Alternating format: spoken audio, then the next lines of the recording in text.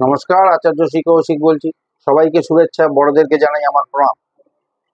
বর্তমানে আর্থিক সমস্যায় প্রতিটি মানুষ কম বেশি জর্জরিত। প্রত্যেকটা মানুষকেই কম হোক বেশি হোক আর্থিক সমস্যা কিন্তু ভোগাচ্ছে এবং ভুগতে হচ্ছে প্রত্যেককে। কিছু গুরুত্বপূর্ণ ক্রিয়া আপনাদের সামনে তুলে ধরছি। এই ক্রিয়াগুলি আপনারা যদি শুদ্ধ মনে পালন করতে পারেন তাহলে অনেকটাই চাপ মুক্ত হয়ে আর্থিক সমস্যা মুক্ত হয়ে থাকতে পারবেন। যাদের আর্থিক সমস্যা আছে বা চলছে এবং যারা এই সমস্যায় খুব বেশি কষ্ট পাচ্ছেন তারাও করতে পারেন। মা লক্ষ্মীর সামনে প্রথমত যেটা বলছি, মা লক্ষ্মীর সামনে ধূপ দ্বীপ জেলে নম রিং ক্রিং কমলে কমলালয়ে প্রসিদ্ধ প্রসিদ্ধ মহালক্ষ্মী নম মন্ত্রটি প্রতি বৃহস্পতিবার 108 বার করে শুদ্ধ বস্ত্রে পাঠ করুন। অনেক বাধা সুফল লাভ করতে পারবেন। আর মা কালীর পায়ে কালো তিল ছুঁয়ে এনে এ, এ, ঠাকুরের আসনে রেখে রোজ স্নানের জলে অল্প অল্প মিশিয়ে স্নান করুন। এতে অনেক বাধা কাটিয়ে নতুন উদ্যমে কাজ করতে পারবেন এবং আর্থিক সমস্যা অনেকটাই কাটবে। বাড়ির ঈশান কোণ অর্থাৎ উত্তর পূর্ব কোণে শ্বেত আকন্দের গাছ লাগান। এতে করে গৃহের অর্থের আগমন ঘটবে এবং অর্থ রোজগারের নতুন নতুন সুযোগ পাবেন, উপায় হবে। আর্থিক সমস্যা থেকে মুক্তি পেতে এমিথিস ধারণ করতে পারেন, তবে অবশ্যই জন্মছক বিচার করে এবং জ্যোতিষীকে দেখিয়ে তার আগে করবেন না। টানা 21টি রবিবার সকাল 9টার মধ্যে স্নান করে শুদ্ধ বস্ত্রে মা লক্ষ্মীর পাঁচালি পড়ুন। 14 থেকে 15টি রবিবার করার পর অনেক পরিবর্তন বুঝতে পারবেন। আর পরিষ্কার বালতিতে বৃষ্টির জল ধরে রাখুন, সংগ্রহ করে রাখুন। এই বৃষ্টির জলের সাথে হলুদ, কেশর, গোলাপ জল ও অগুরু মিশিয়ে কমপক্ষে 1 থেকে 1.5 লিটার পরিমাণ জল স্নানের জলের সাথে মিশিয়ে কমপক্ষে 4টে বৃহস্পতিবার সেই জলে স্নান করবেন। এতে আর্থিক বাধা কেটে গৃহে অর্থের আগমন ঘটবে। এর সাথে প্রতি বৃহস্পতিবার রূপোর গ্লাসে করে জল পান করুন, অনেক ভালো থাকবে। দক্ষিণাবর্ত শঙ্খ ঠাকুরের আসনে রাখুন। প্রতিদিন সকাল সন্ধ্যা এটিকে ধূপ দ্বীপ দেখান। দক্ষিণাবর্ত শঙ্খ দু রকমের হয়, এক বিষ্ণু শঙ্খ এবং লক্ষ্মী শঙ্খ। যদি বিষ্ণু শঙ্খ রাখেন তাহলে সঙ্গে এটি কড়ি রাখবেন। এছাড়া দুটো শঙ্খ একসঙ্গে রেখেও ধূপ দ্বীপ দেখাতে পারেন। বাঁশ গাছের শিকড় সন্ধ্যেবেলা অল্প পরিমাণ দুব্বা সুগন্ধি তেল গোলাপ জল দিয়ে ভিজিয়ে রাখুন। এরপর ধূপ দ্বীপ জ্বালিয়ে বাড়ির চারপাশে ছিটিয়ে দিন টানা 31 দিন। এতে আপনার মনের হতাশা অভাব দূর হবে।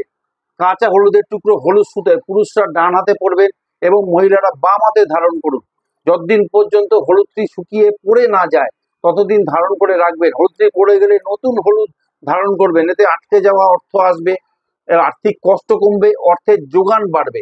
একটি ছোট তামার পাত্রে অল্প পরিমাণ ধান, শ্বেত সর্ষে, মাসকলাই, আতপ চাল এবং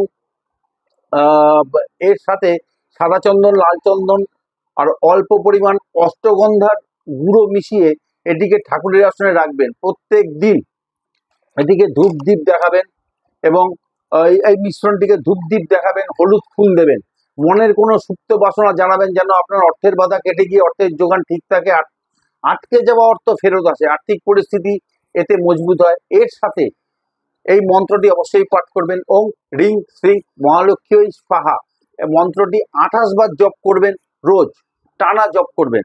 আর প্রতি সোমবার করে পারদ শিবলিঙ্গের পুজো করুন। মহামৃত্যুঞ্জয় মন্ত্রটি 108 বার করে জপ করুন। আশা করি সবাই মহামৃত্যুঞ্জয় মন্ত্রটি জানেন।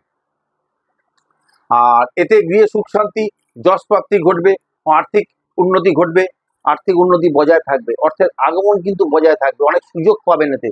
মহামৃত্যুঞ্জয় মন্ত্র অনেকেই জানেন, আবারও আমি বলে দিই, ত্রম্বকম যজাময় সুগন্ধিং পুষ্টিবর্ধনম উর্বারু কমিব বন্ধনান মৃত্যু মুক্তি মামৃতা। ছোট্ট মন্ত্র, এটি 108 বার করে জপ করতে পারেন, করুন, খুব ভালো ফল পাবেন। গণেশ চতুর্থী বা যে কোনো চতুর্থীর দিন 2টি বটপাতা গাছ থেকে তুলে পুজো করে হলুদ কাপড়ে জড়িয়ে ক্যাশ বাক্সে রাখুন যারা ব্যবসা করছেন, আর বাড়িতে রাখুন, এমনি রাখতে পারেন। এতে আর্থিক কষ্ট থেকে অনেক মুক্তি পাবেন। শুক্লপক্ষের বুধবার থেকে প্রতিদিন গণেশ ঠাকুরের পায়ে একটি ফল, 9টি দুব্বা, একটি লাড্ডু বা বেসনের তৈরি মিষ্টি দিন এবং ধূপ দ্বীপ দেখিয়ে পুজো করুন। ফল মিষ্টি কোনো বাচ্চাকে দান করুন, নিজেরা খাবেন না। 3 থেকে 4 মাসের মধ্যে আপনার আর্থিক পরিস্থিতি অনেকটাই উন্নত হবে। আপনার টাকা কোথাও আটকে গেছে, ফেরত পাচ্ছেন না, গোমতী চক্র, বিষ্ণু মন্ত্রে বা দীক্ষা মন্ত্রে, কেউ যদি দীক্ষা নিয়ে থাকেন তার মন্ত্র হয় দীক্ষা নিলে পরে, সেই দীক্ষা মন্ত্রে পুজো জপ করে ঈশান কোণে পুঁতে দিন যেখানে টাকা আটকে আছে।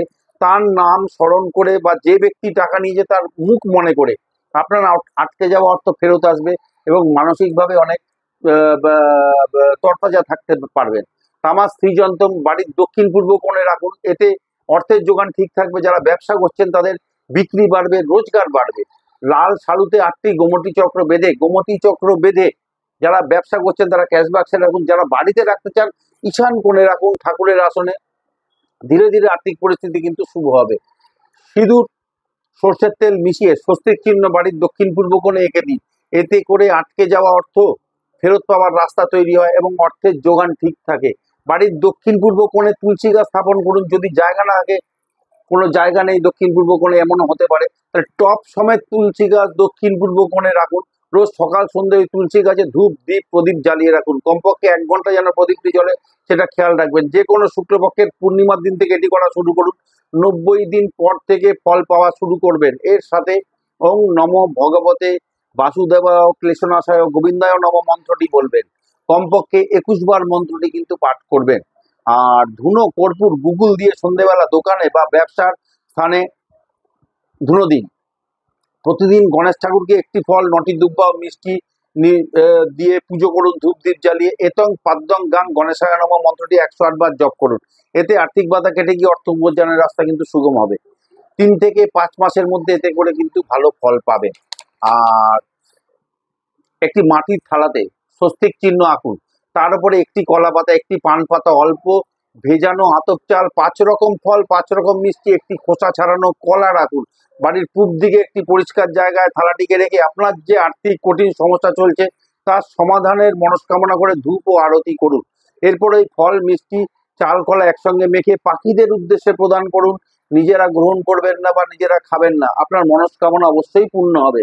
যারা ব্যবসা করছেন, ব্যবসা ভালো চলছে না, ফলে টাকা ইনকাম কম হচ্ছে বা হচ্ছে না, বন্ধ হয়ে যাচ্ছে, তারা কালো ঘোড়ার নাল দোকানে বা ব্যবসার স্থানে লাগান এবং প্রতি শনিবার লেবু লঙ্কা ঝোলান ব্যবসার স্থানের দরজায়, মূল দরজায়।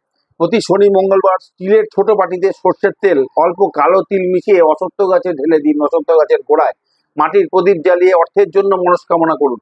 60 থেকে 90 দিন পর থেকে আপনি ফল পাওয়া শুরু করবেন। যারা ভীষণ অর্থকষ্টে ভুগছেন, অর্থ সঞ্চয় হচ্ছে না, অর্থ রোজগারের পথ বন্ধ হচ্ছে, অনেক কমে গেছে, অর্থ ব্যবসা একেবারেই চলছে না, তারা ওং নম রিং ক্রিং কমলে কমলালয় প্রসিদ্ধ প্রসিদ্ধ মহালক্ষ্মীর নম মন্ত্রটি 108 বার জপ করতে পারেন। আর নারায়ণাং শরণং গচ্ছামি মন্ত্রটি 108 বার জপ করতে পারেন।